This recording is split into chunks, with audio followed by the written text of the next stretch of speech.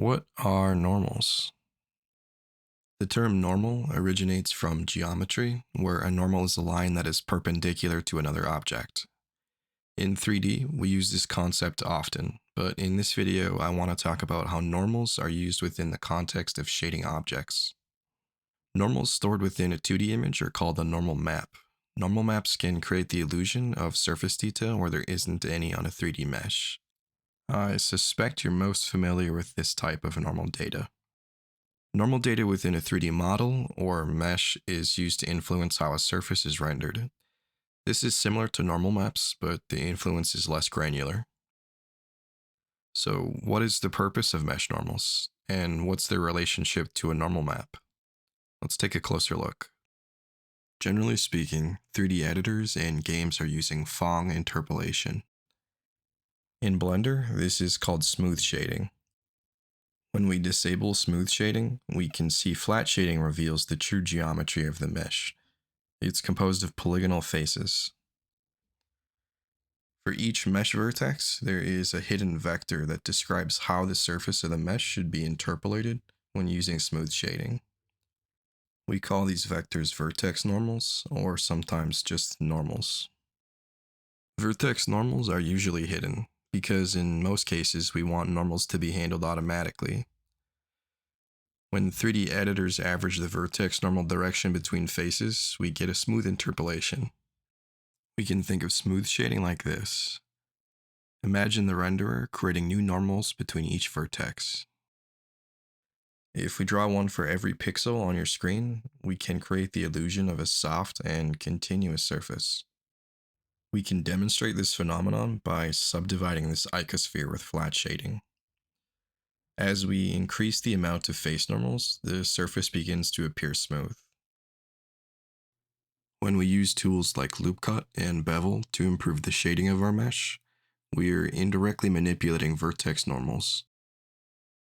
By narrowing the normal interpolation, we can create visually sharper edges. To create a hard edge, we can mark an edge as sharp. This effectively separates the mesh surfaces while continuing to share an edge. We can also directly modify vertex normals. For example, we can freely rotate them. When a normal direction has an offset from the average, Blender creates custom split normal data, and the vertex normal's offset is now maintained when editing the mesh. Custom vertex normals are used extensively in games. In this example from Baldur's Gate 3, we can see how custom vertex normals prevent a seam between the neck and torso.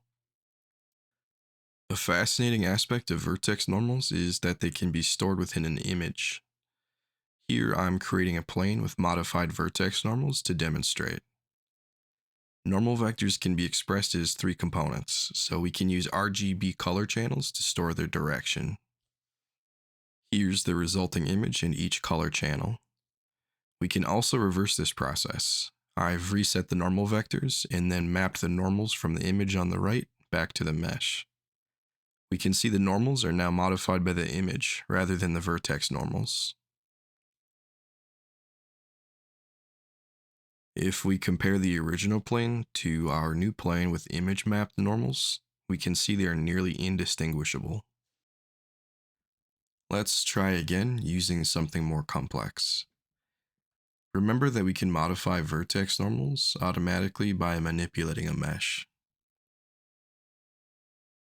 My apologies for the brief deception.